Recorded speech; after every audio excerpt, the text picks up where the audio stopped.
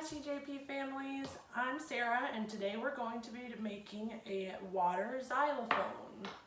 I have put some color in each cup and I'm going to take my pitcher of water and I'm going to fill the cups at different levels.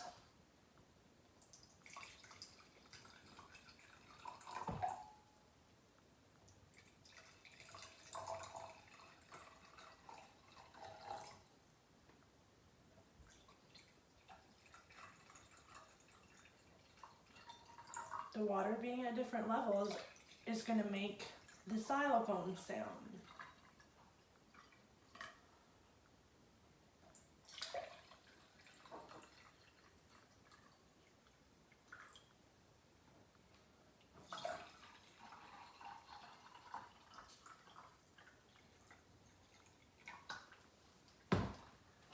I have a little stick and I'm going to tap each one.